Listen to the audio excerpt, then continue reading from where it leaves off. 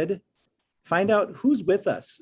Who are you and what district are you representing? If you guys would be open to just turning that mic off just for a second and letting us know who we're talking with, who we're speaking to, and hopefully who we can have a great conversation with.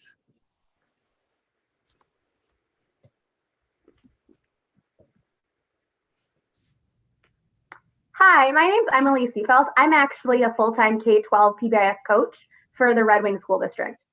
Awesome. Thanks for being here. That's actually my entire job for the district. Great. I'm Heidi Agee. I am the PBIS coordinator for Bloomington Public Schools. That's partly my job. The other part of my job is I do SEL implementation for all the elementaries. Very cool.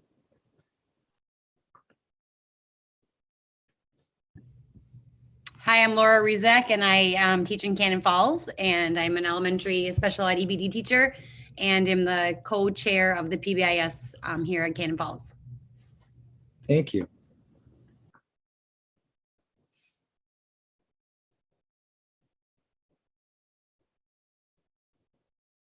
Megan threw in the chat. Appreciate that. And so did Karen and Anna. Karen's at Roger Zimmerman in Otsego, building principal. Thanks for being here, Karen. I know Karen from PBIS training. Megan Zierden is there, coach at Eagleview. Anna, ISD 877, Buffalo, Hanover, Montrose, teacher there. Camille, Minnesota Independence College in Richfield. Emily, thrown in there that Heidi positions sound very similar. Very cool. All right. Love it. Thank you guys so much for sharing that. It's just good to know who's here with us. And our hope is that we can just have a great conversation. Because if we're just going to talk to you, we'll be done in 10 to 15 minutes. And so hopefully we can have a conversation around some of the things we bring up or any questions that you might have. All right. So who are we? So we're Sauk Rapids Rice Public Schools. Nick, you can hit the next slide. And we're located in central Minnesota. And we're all about, coming together to align our programming. Go ahead and go to the next one, Nick. And we have approximately 4,500 students, 6 schools in our district, from early childhood to 3 elementary schools, 1 middle school, and 1 high school. And so who we are. So letting you know who all is going to be talking with you today. Sandy Coyle is with our early childhood, and she's just been a phenomenal team member with us. She's actually off on vacation and wasn't able to make it today, but I had a great chat with her yesterday for about an hour, talking about PBIS and implementation and other things like that. And we'll talk more about how early childhood has just become a really cool part of our district PBIS team. And Leah, I'll let you introduce yourself. Yeah, good morning, everyone. It's still morning. I'm Leah Roski. I work at Mississippi Heights Elementary, and my role there is the behavior interventionist. So I really enjoy being a part of the PBIS team because my role has a lot to do with, giving kids that positive reinforcement and as a school and a district, really staying connected that way. Go ahead, Ms. Foley. Megan Foley here. I'm the assistant principal at Mississippi Heights. I've got to kind of have a global view of our PBIS team. I started on the team when we first went through our training as a teacher, and then I took over what Roski's role is currently, and now I'm our assistant principal. So I've got to kind of see the progression over the last about 7 years, where our district has grown and our elementaries have grown and gotten a little bit stronger. So just excited to be here and share what we are attempting to do every day. Thank you. Ryan. My name is Ryan Koenigs. I'm the behavior interventionist at Sauk Rapids Rice Middle School. I started off in one of our elementary schools and then transitioned to our middle school. So it's great to see kind of that transition moving from elementary to the middle school. Thank you. Nick. Yeah, Nick Johnson here, assistant principal at the middle school. Kind of my first year on the PBIS team as a district. But as we work through this, we'll talk a little bit about where we're at as the middle school currently, but kind of in a unique situation and kind of reviving and refreshing our PBIS systems kind of at the middle school. So just appreciate being a part of this team and kind of learning, really as we go here. So. Thanks, Nick. And I'm Steve Wagner. I'm an assistant principal at Sauk Rapids Rice High School. I've also been a trainer for PBIS in the North region for about 10 years now. So getting to work with Aaron Ignis and Aaron Farrell and Mary Hunt and Karen Melschler and just that whole crew, and just have had a wonderful time doing that and learning more each and every year about PBIS and implementation and where schools are at and where they're going. It's just some really awesome things. So, all right, let's move on to the next slide.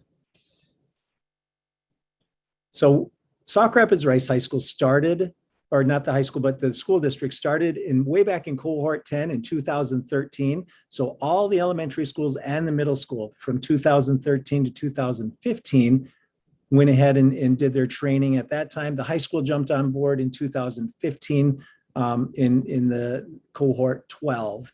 And so a little bit behind on that, but since the elementary schools and middle were doing it, we felt it was important at the high school to jump on board and go that route.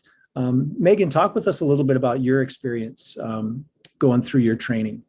Yeah, so I got to kind of start from the ground up with our district, and it was really, it was intense at first because we started kind of with our bare bones, and we met a lot, and we did our 2 years of training, and then as a district, we decided to meet each summer to kind of implement language and different teachings that we're going to go through with our elementary students and our middle school students, and having common language for families. It was a lot of hard work, but it was great to all be kind of at the same spot. It still, I mean, our teacher buy-in is still something that is definitely on our forefront in thinking to continue to improve. I think the teachers that we've had for a long time have had a lot of that training along the way. And as a district, that's kind of one of our focuses, to keep our new teachers that we're, continuing to hire, or they're switching to new roles, to keep this PBIS mindset kind of in the forefront. And Steve's been a big proponent of getting us kind of to go back to that and have a little summer institute this year, so that we can kind of get back to that common language as a district now. But it was great to just kind of get our elbows dirty and figure out common language and clip art and all that kind of stuff for elementary school kids. Very cool. Thanks for sharing. All right, next slide, Nick. And so we decided that we wanted to be connected, we wanted to be consistent, and we all wanted to be supported in our efforts across the district. So that's when in the summer of 2018 is when we started meeting as a district-wide, or actually the fall of 2019, but in the summer of 2018 is when we noticed that we needed some other consistencies, and we came together to create our district-wide code of conduct, so that the language that we're using around behaviors, the definitions of behaviors, our office discipline systems could start to gel to be very similar and consistent in that way. And from that, we started our district PBIS team the fall of 2019. And so again, it's composed of administrators, team leaders, coaches from each school. We've been meeting monthly, and we're learning from one another. And I think what's been really cool, even in the craziness that we've had, as you all have had, in the multiple learning models and so on and so forth, that we're hybrid, now we're in person, we're distance, and just so many different things going on. We've been able to stay consistent, and it's just been really wonderful. And we always start our meetings off with, how's it going? What's happening? What are the cool things that are moving and shaking in your building or with your students with PBIS right now? And so that's just been a ton of fun to hear what everybody is sharing that's going on at that time. All right, next slide. So one of the really cool pieces we feel, though, is that we were able to get Sandy Coyle and our early childhood incorporated into PBIS. And so we invited them to come and be a part of the team and have a place at the table. And it was different. It was a lot of questions at first, especially by Sandy Coyle, who's their PBIS coach there per se, but not really PBIS coach yet, but she is. She is their PBIS coach because they haven't officially really started PBIS and gone through the training or anything along those lines, but we're moving them in that direction to take those next steps because they actually implement what's called the pyramid model. And so that's sometimes referred to as the, you know, the little sister to PBIS. And it's just something that works and fits really well for creating some of these structures and systems at the early childhood level. But we want to be able to make sure that they always have a place at the table, because these students that are transitioning from early childhood to our elementary, they bring a lot of things to our schools. They bring a lot of great things, and sometimes there's been challenging behaviors that maybe have been there, but early childhood has done awesome things to work through those and build structures for these students. And this will give us a chance then to be able to open up those communication lines between early childhood and our elementary schools, and build that consistency in our practices and teaching of behaviors and teaching of interventions and so on and so forth. And that the last bullet here on this slide, which is really awesome, is our early childhood took the TFI this spring. And we had a great group from Department of Education that was there, as well as Aaron Ignis, and just coming to the table to sit down and really go through what a tiered fidelity inventory looks like. Lots of questions that they had with that, and just had a great opportunity to sit down and meet with the early childhood team yesterday and talk through that TFI, because they looked at it, well, there's a lot of data here. What are we going to do with it now? And so being able to support from a district level has been so wonderful to see that they've got a lot of these great questions. They want to move it in the right direction. And I tell you, it was just amazing watching the light bulbs go off all over the place yesterday, and working with Sandy and the team in coming up with their action plan for what are their next steps going to be. So let's hit the next slide, Nick. Some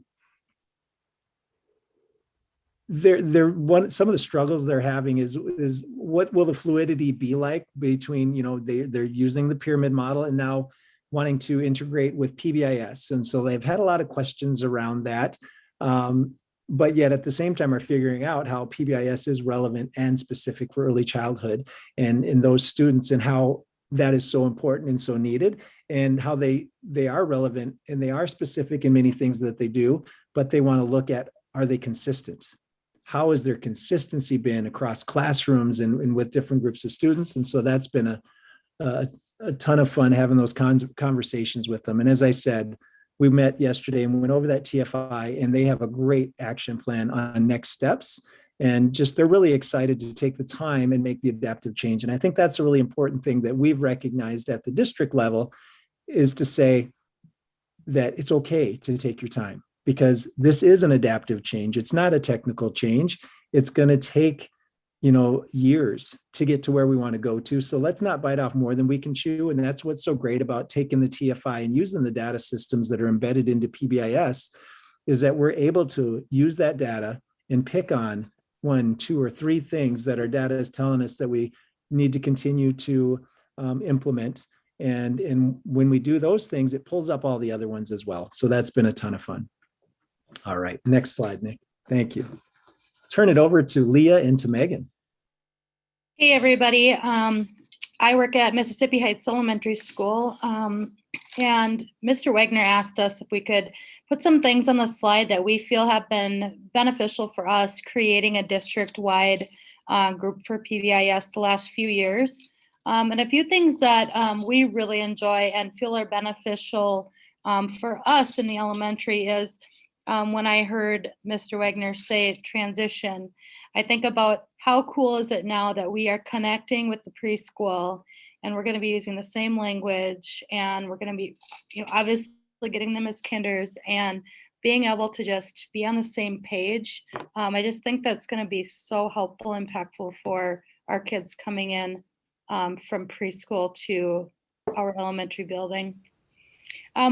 What I found beneficial about meeting is when we would check in every time at the beginning, see what buildings are doing, is that it just gave us like ideas to steal, like what can we do to incorporate, or improve our climate at school, at a tier 1 level, or what specific interventions are you using at the tier 2 level? What's been working? And what does that feel like? Yeah, and sorry, Go ahead, my fault.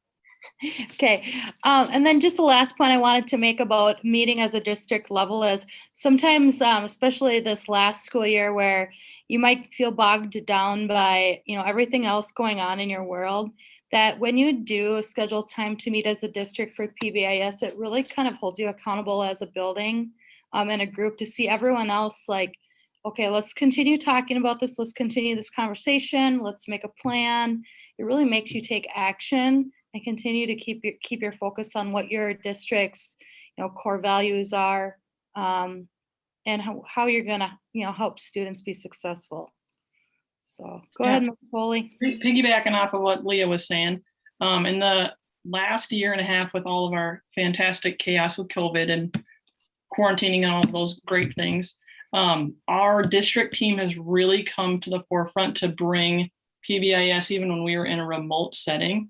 So it was like last March, nobody knew what was going on, but we were able to get to just some common language so that kids could still see PBIS and that language at home. It was really helpful to just meet with each other. And we didn't meet a whole lot like over the summer last year, but to have like common graphics, common phrases that we were all using really helped kind of cut through some of that muck that, if you run out of ideas, it's really helpful to have kind of a brain power of people to kind of negotiate with. That's continued to help us this year, where I think all of us in our buildings really wanted to find some of that positive interaction for students, but for our staff also. So part of our, kind of like Steve was saying before, when we were just doing our check-ins, it was a lot of like, how are you supporting your staff? Because this year was a very long year. And just between talking with the 12 of us that meet every so often, you're able to come up with some kind of quirky, fun ideas just to keep staff engaged, because it was a lot of the same this year. Knowing that hopefully next year that all kind of goes away to some extent, but that same mentality where we got to think of our staff as well as our students to just keep them kind of moving in the right page. That's just been really helpful, at least at the elementary level, because all three buildings have kind of been doing similar things. And a really cool thing that I would like to point out too is that our elementary schools are doing an amazing job, because this year, both Mississippi Heights and Rice Elementary are sustaining exemplar schools and are being awarded for that. Pleasant View, I would imagine, probably would have, because they were last year. However, their PBIS coach was out on maternity leave, so she wasn't able to dig into that. And I just know that she would have jumped at the opportunity to get that filled out and everything. And so my hat's off to our elementary schools that are just doing phenomenal things with that and really setting us up at the secondary level to continue with those systems and common languages. So good work. Can I just ask if there's anyone in the group? I know everyone has like a different experience or background with PBIS. Some of you are coaches, some of you are coordinators, some of you might be new to PBIS, but are there any questions that you might have for people at the preschool or elementary level?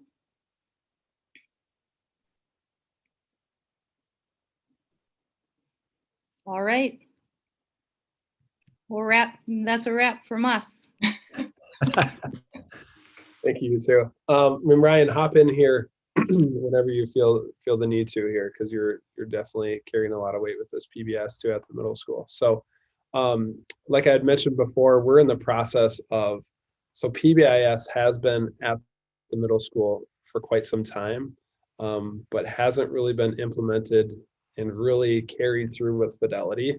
So a lot of our staff, and Ryan and I are both new to our positions this year. So we've had a lot of conversation on how can we revive our PBS and refresh it so it's not the same old, oh, it's PBIS again.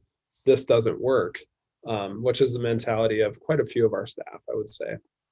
So really in the process of, how can we pull a team together and really think about who should be a part of that team to help us revive what it looks like at the middle school. So that's currently where we're at. And I know, other buildings in our district are far and above, or I should say advanced of where we are right now. But that's okay. And they've been patient with kind of guiding us through that process. So that's currently where we're at. And for us at the middle school, it's a unique situation where we're trying to figure out, what's happening in our primary buildings, early childhood and elementary, and then what's happening at the high school and trying to bridge that gap. So we're currently, PATH was our language that we're using, which our elementary schools are using. And the high school is our SRR language. So we're in the transition of becoming SRR2. So we're going to have to go through that whole process of switching that language over and then teaching our staff and getting them familiar with what that means and what that sounds like and looks like and feels like. So, and I can ad lib on that a little bit too, Nick. Just say the PATH is prepared, accepting, trustworthy, and honest. And so it's been a great piece for our elementary schools as well as working to the middle school. But then at the high school, we are a little different with our SRR, which we talk about and we say they are our core values. Because what we've kind of found is that maybe our middle school and high school have a bit of an acronym aversion is maybe what I'd say. Because when you start talking about PBIS or something like that, we notice disengagement a little bit. And so instead, we're talking about, these are our core values. Our core values are school engagement, respect, and responsibility. And so that's when we talk about PATH and SRR, that's what we're talking about. Thank you for clarifying that. And then really just kind of reiterating what Megan and Leah talked about a little bit is just coming to this team as a district whole and just learning about what other buildings are doing. Ryan's a very creative mind when it comes to just student engagement. But as a district level, just hearing, like, oh, wow, that was a really good idea. That's something that we can try to implement at the middle school. So just learning from each other and just that immediate and ongoing support from this team.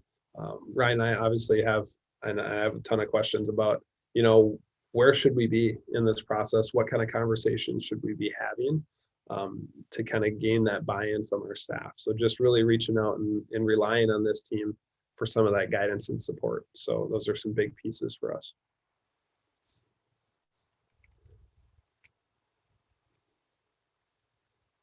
Yeah, I think a couple things I want to add to it is when we were talking about moving our language, we thought this is a good time to refresh it with our staff as well. A lot of our staff is tired of the PBIS, and we feel like that's a great way to rebrand it as we're trying to revive this program. And just working with the school district is great to have that support and talking about next steps and how do we find where we're at and how do we develop a team? Who are we looking for on our team? And then just contributing our part too. Here's some cool ideas we have. So it's definitely been helpful being part of a district-wide team. Awesome. Thank you, Nick. Thank you, Ryan. So at the high school, it's so important for us to know what students have been exposed to as we meet as a district team to hear about those things so we can understand the culture and the climate as students move from one school to the next across the district and everything, and try to build those consistencies. And so that's been so helpful for us on our high school team. And we call ourselves the Storm Pride team at the high school. So we're the Sauk Rapids Rice Storm. So again, with our acronym aversion, we're not going to be the PBIS team. We're going to be the Storm Pride team. And so some great things that we're working on right now is collaborating to transition our 8th grade students to the high school. And that's where the conversation came from about, well, do we have our 8th grade students start learning about core values of school engagement, respect, and responsibility and moving away from PATH at that time? Or should it start happening in 7th grade? But then that has evolved, as you heard Nick and Ryan say, is that they're going to take on the core values now and be, practicing the school engagement, respect, and responsibility. So again, we've loved the opportunity to share what has worked for us and what has worked at other schools, as well as what hasn't worked as well. and really the interventions, the celebrations, the acknowledgments, and those pieces are they're just so big, because that's really at the core of what PBIS is all about. And it's with the students, but not just with the students, but I love how, Megan was talking about with the staff, and a big focus on our staff. And I think that even at the high school this year, we did more with our staff, from a Secret Santa to we had this snowballs are flying during the winter time to keep everybody's spirits up, where they could grab a bag that had goodies in it and go by a staff member's room when class was not happening and throw a bag in there that had some goodies in it or something like that. And they could just have some fun with it, acknowledging one another and moving forward. So when we come together as a district team, we talk about those different ideas and see what's going on and hear what's going on, and being able to move forward with that. So next slide, Nick. So the district level piece of all of this, we've just found it so incredibly important and helpful to be able to see that broad view of implementation, where we're all at. So we have that thermometer, that gauge of PBIS across our district, and knowing and excited for our middle school to be really digging into this now to take those next steps with the implementation is just, it's really exciting for us. Obviously the sharing, as we've talked about over and over, but the next one I think is really big, the providing of training and supports. So that's the next piece that's on tap for us as a district level team, because as Megan had mentioned, we're going to actually have a summer retreat.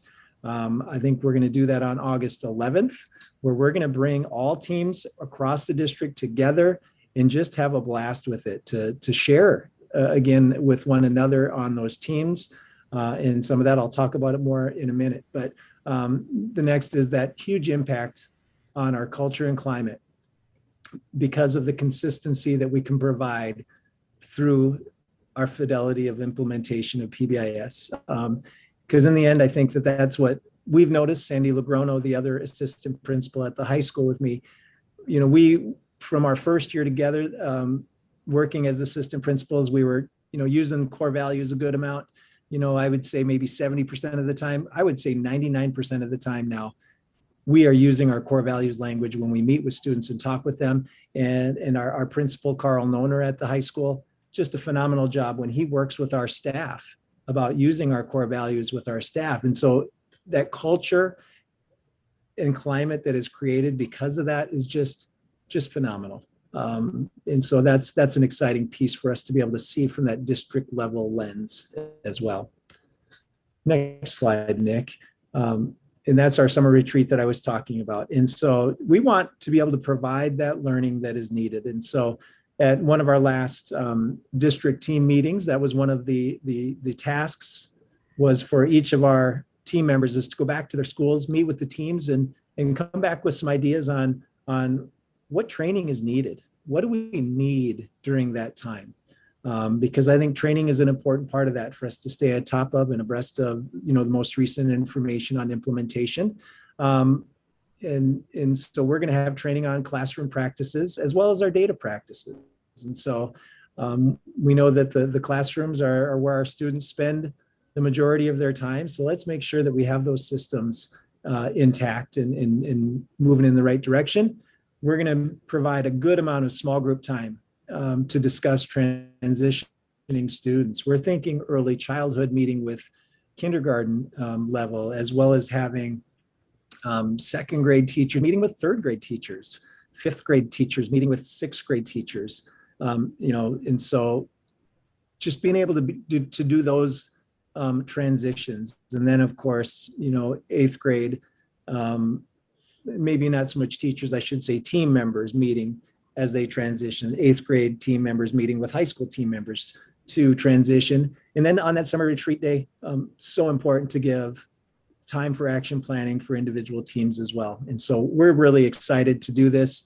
We've had a couple of years ago, 2-3 years ago, we had a nice PBIS day at the end of the year. I think it was early June, when we weren't all burnt out because of a COVID and a pandemic that was on top of us. And it worked out pretty well. We didn't get to do it last year, obviously, but we're excited to bring back the summer retreat this year, because I think it's going to really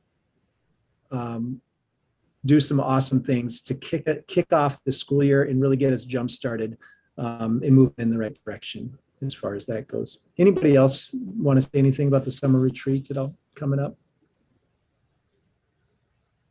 All right. So now is when we get to turn to all of you that are here listening to us. We want some questions because we would love to have some conversation with you about questions about our district level team, or if there's other questions you have about our own school teams as well. We'd love to be able to provide anything we can to meet any of your needs or answer any of your questions. This is Megan from Eagle View Elementary at Pequot Lake. Yeah. Can you hear me? Yes.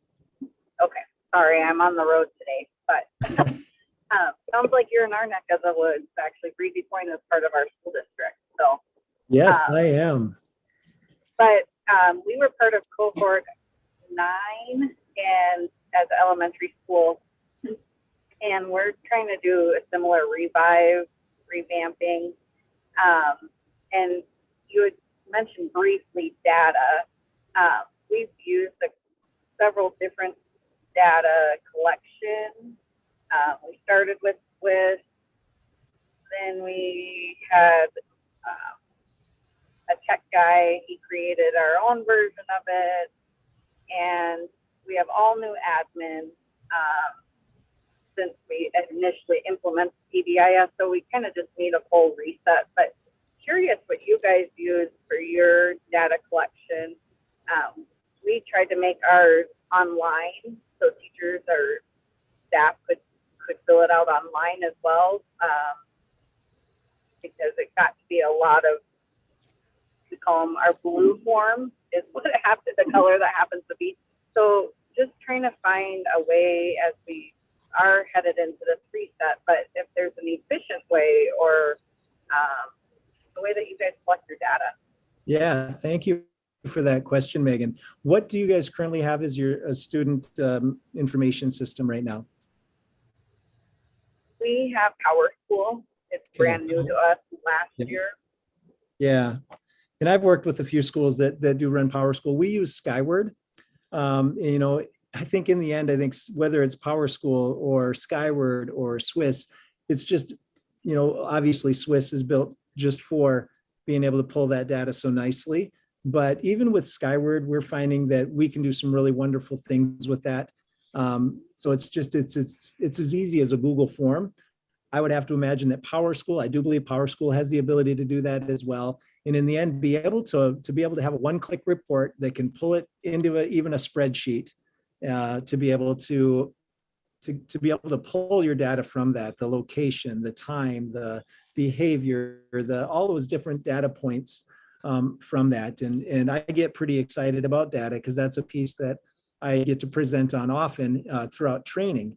And so that's a really important piece. Right now, we are having some really good conversations at a district level in Sauk Rapids Rice, because it's not all exactly the same on how we record our data, because some are using a Google form and pulling it from there. And then some of the pieces do go into Skyward because it's through reporting and things like that. And so there is always some interesting conversations that come up with worries at times about what is being put into Skyward, because then who else is going to see what's being put into Skyward and things like that. And I guess one of the pieces that I like to bring forward and talk about is that, understanding the positives that come from having that data, to know that, hey, I've got this student coming. I can see that the student has had some struggles here, but I see that they've also had some really great success. I need to be sure that I can connect with somebody else, and so on and so forth. But Megan, it's so important, we're finding as a district level team, to be sure that we have a consistent data collection and be sure that we have a way to present that data. And so I would agree with you 100% that you want to dig into that. What I learned early as well, Megan, is that you can't really do much with data unless you have your behaviors as well as your behavior definitions. And so that's what goes back to our code of conduct as a district level that we created back in 2018.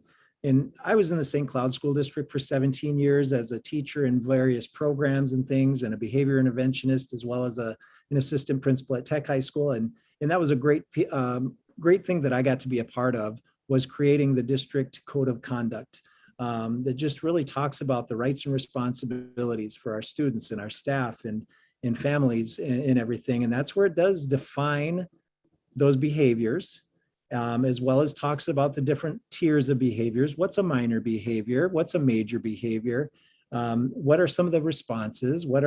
How can we have, how can we be proactive? How are we reactive? How can we be, doing different things? And so I would push you, Megan, to look at that code of conduct. You can look on the St. Cloud School District website. You can look on the Sauk Rapids Rice School District website. There are a number of code of conducts out there. And so we every year meet as a district level to revamp that code of conduct as well, so that when we are creating and collecting our data, it is consistent now across the buildings as well. And so I'm hopeful that answered your question. Awesome.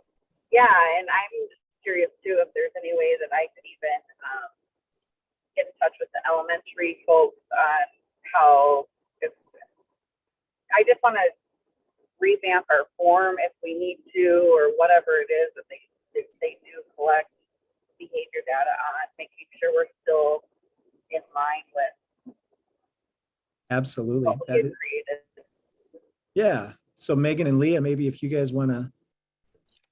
Yeah, absolutely. We in our so all three of our elementary schools collect data just a tad differently, kind of like Steve was saying. We're attempting to try to get all on the same page. At our specific building, we use a Google form that has all of that same data that Steve was talking about. So we can pull our reports and we look at that. We try to look at it once a month as a PBIS team. It doesn't always happen, but that's always our goal. But we've used this kind of, and I want to say we even stole it from the high school. We have like a proactive way to kind of respond to students that we work with our teachers at the very beginning of the year. We ask them all to put it by their phone so that before they call, they see if they've tried any of those strategies with that student first. And in the Google form, the teachers can fill out, if it's a lot of our kindergarten teachers in first grade, they use it kind of for tracking minor behaviors so that we can see a kind of a tendency over time. And those always get emailed right to Leah because she's our behavior interventionist. It still is used for our major behaviors also. So if there's maybe more of an explosive behavior that happens, that gets inputted in there so we can see the data, the time where all of those things are happening. So it's kind of a warehouse for all of our kids and any kind of behavior that teachers want to track or that we as a core team want to track in our building. It's been revamped and Roski's worked really hard to get. So like if a teacher fills it out, it can get emailed back to the teacher, or it can get emailed back to Roski, or it can get emailed to the specialist that it happened with. It's been a good communication tool so that you don't have to give another call to another teacher saying, this is what happened, here's what I did, here's the parent I called. That's been beneficial for us in our building. One thing I just want to add, Megan, is that, looking at data, like even though we might use data or use different platforms for collecting data, we use the data for the same purpose in the district at the elementary level. I feel that even though we might be a Google form and the other school might be Skyward, the other school might have paper, we're all using it to, find where do we need more supervision, how can we be more proactive. So I think that's the why behind collecting the data is the important piece here. And if you were able to connect with your elementary schools and see what they're doing, and just connect at that level, I think that'd be great. And what I really like to, at the high school, we are full on with Skyward. So we want minor referrals as well as major referrals. We want everything to funnel through Skyward. Skyward does a nice job for us that as soon as it's put in and the staff member hits save, it kicks an email right to whoever we want. So all this, both the assistant principals, the principal, maybe our clerical, maybe our interventionist, lead special ed, as well as activities director, all the people that have a need to know can get that referral right away. And so we create our system based off of that. And so we know that if there's a minor referral put in, we're not going to respond, and it comes right off of our flow chart. And so we don't respond on that minor, but it's there because it's an important data piece. But if there is a major, then obviously we do respond. And as Megan Foley had said, is that, you know, like their Google Sheet, they were able to set it up when they put an action in, it would send an email back. Skyward does a really nice job of that as well, to close that communication loop, so that when a staff member makes a referral, they know that there's been an action. They know what the conversation was. Now they know that something has happened. And that's just so beneficial as well. I do see a couple of questions from Camille. Thanks for those. Asking, do you offer programming around to students to promote your district's 3 PBIS expectations slash words of our school engagement, respect, and responsibility? Absolutely. So our PBIS team at the high school, just like all of our levels, they meet to develop their lesson plans and to make sure that that common language is out there and talked about and all kids understand and know it. And so, yeah, we offer programming around that. We try to have, we're actually going to be meeting over the next couple of days as our admin team. We develop what's called our connections and / Storm Pride schedule, because we do have a connections and a freshman experience time built in twice a week. And we want to be sure that we're going to be having Storm Pride lessons during that time, team building during that time. But another really huge part, Heidi at Bloomington, with your SEL, we are embedding SEL alongside that as well, because so much about our SEL or social and emotional learning things, we like the Cassell framework, just relates and ties back to our core values really well too. So that's what we do around that. What strategies outside of rules / expectations do you use to promote your words? So thank you. So really our acknowledgement system. And I think that'd be cool for each building to talk about their acknowledgement system. So I'll just tell you really quickly about ours at the high school. So we call ourselves the Storm Pride team. So we have Storm Pride tickets. And so our Storm Pride tickets are ones that are used to acknowledge students that are practicing our core values. You can put the staff member name, the student member name, circle the core value. But the really important part is on the back side of our ticket that asks you to quickly put down behavior specific praise, because we know saying a good job doesn't mean much unless we can be specific with it. So that's what we do. How about the rest of you guys at your schools? You can go, Nick. Well, I wish we had more to report on currently where we're at. We were using path tickets 2 years ago, when I remember that kind of fell off. And it's something that Ryan and I have had conversation about. What can that look like, and what's a system that we can use that's going to be good for us and really for our teachers, with being able to consistently promote that positive behavior and reward kids for that. Because with the tickets, I know a lot of our teachers were just struggling to be able to continually and consistently be able to do that, and not only point it out, but reward them with something tangible. So we currently don't have something that works really well for us, but that's definitely on our agenda to come up with something so that we have it ready to go in the fall. We do have parent phone call sheets that staff can fill out, and we'll make a positive parent phone call. That's all we've had this past year. At the elementary level, PATH has just been ingrained, I feel, in our kids' minds for the past almost 10 years in the district. And PATH stands for Prepared, Accepting, Trustworthy, and Helpful. And we have PATH tickets. And I was wondering, do I have screen sharing capability here, Steve? I think so. Ms. Foley. Ms. Foley, are you okay if I show a picture of you and Tanya buried in our PATH tickets? Sure. Go for it.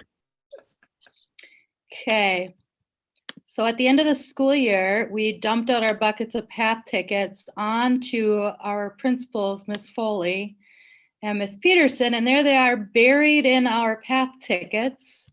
And they were so excited about it. They tossed them up in the air, and it's kind of just a fun thing to put out on social media, that even though it was just kind of a chaotic year, we really kept our focus on, teachers utilizing this system that's been put in place to motivate kids. We have teachers will ask for prizes, if they do like a weekly drawing, and we'll provide them with prizes to give to kids. And then weekly we do like a staff drawing, or not a staff drawing, but by grade level, and it gets put on our announcements, and the kids can get a prize from their teacher. And then also to promote staff giving out the tickets, if they've been filling out tickets, their name gets drawn as well for a prize. We also have weekly stormtroopers, where teacher picks one kid to kind of be recognized for the week for their being on the path.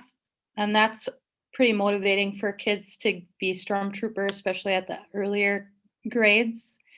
And also being able to have the other students be proud of their classmates and accepting that they didn't get it that week, but I'm really happy that my friend did. So it's good to teach those skills too. Ms. Foley, do you have anything to add on that? The one thing I would add with our stormtroopers, all 3 elementary buildings do it a little bit different for the recognition, but in our building, we send home a postcard. So the teacher writes a little note on the postcard, and then myself or our principal, Ms. Peterson, write also on it, and then it gets mailed so that they get something at home. And so moms and dads can see it and they can put it on their fridge.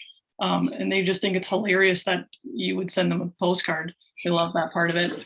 And we tell our teachers that our stormtroopers do not have to be our most well-behaved student. It's a student that's been working on something. So if you got a little guy that's just been struggling to like raise his hand or something simple, like if you work on that for a week and that's really what he focused on, he should be stormtrooper. So it's a lot of those conversations with our teachers to try to motivate even those students that sometimes get under your skin a little bit, but that helps them kind of see what everybody else is doing and kind of buy into the path also.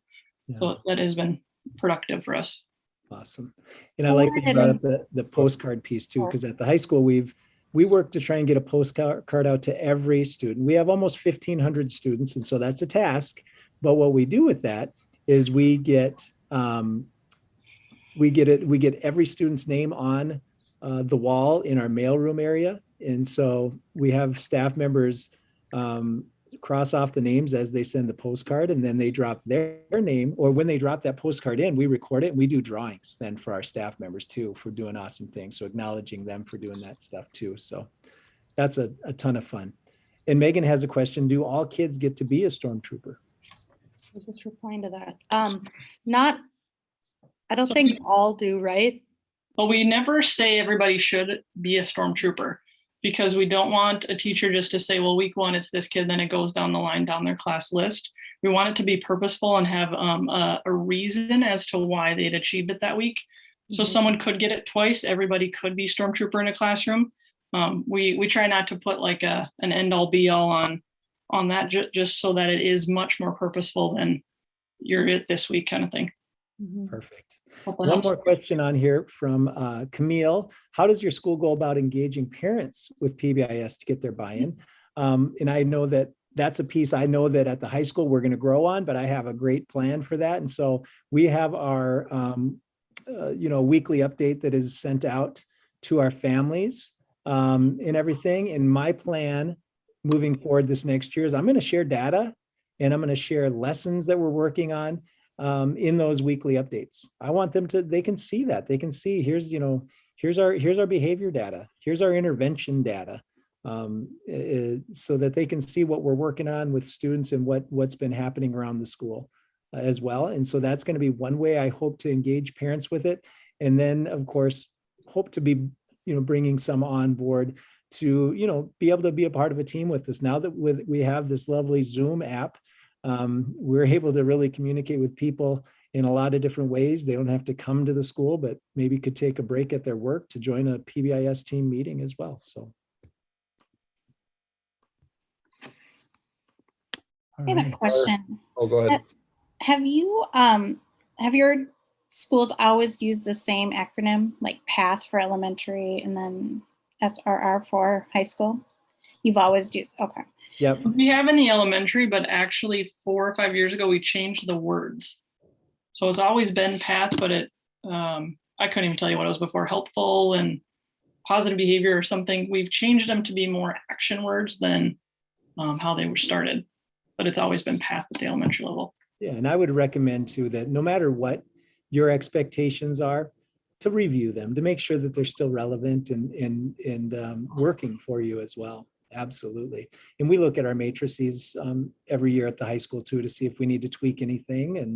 And that's just been really helpful too. So, yeah. My other question is, sorry if I'm jumping in, but No. you meet monthly as a district team, you said, and do you do that virtually, or will you continue to do that virtually after the pandemic? I think so, because I think it's just been working really well. And I just know that our schedules are so busy for us to get up and leave and actually go to another building. That's what I think has been working well, but I'll let the rest of the team chime in on that as well. Yeah, I agree that it's very helpful. We have many different buildings that end at different times. So it's hard to get everybody at like a 45-minute chunk of time where there isn't students around is really hard. So trying to match up where the high school and kind of the elementary end is, that's just been beneficial to do it that way. Yeah. Yeah. So yeah, we'll continue with that Zoom piece. And it's just, it's been great because like Megan said, we're to the point in what we've also found by having Zoom meetings, we are so much more productive as well. I've found the same thing. I feel like my attendance has gone up since we've done more virtual meetings. So I'd like to keep that going forward. So yeah, thanks. absolutely. And I think a month is nice because it's not too far to where it's like, oh, I forgot what we even talked about last time. But you also don't get bogged down in meeting and feel like you're just meeting to meet. And for Ryan and I at the middle school, we kind of do a monthly theme of what we're focusing on for behavior, and whether it's attendance or tardies or whatever it might be. So we kind of leave that meeting with, oh, here's what we should do for next month. So I think it works out really well for us too. All right. Great questions. We so appreciate that. It's the power is in the conversation. So thank you. Anything else? Any other questions from us, for us?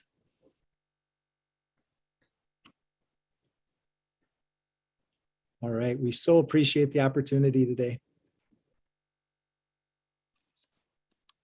Thank you for sharing with us. That was really insightful, and I think just so helpful for people to hear practical ideas and really hear how it works in different areas.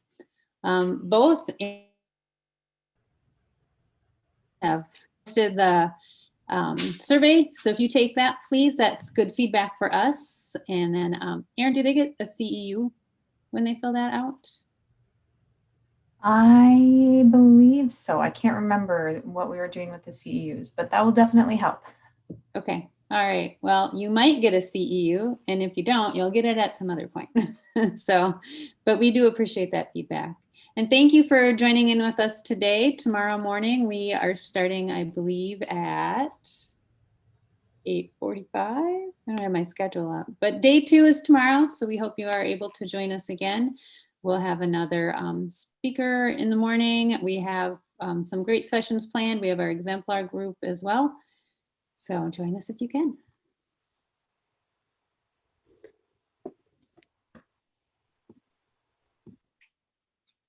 Thank you. Absolutely. That was fun.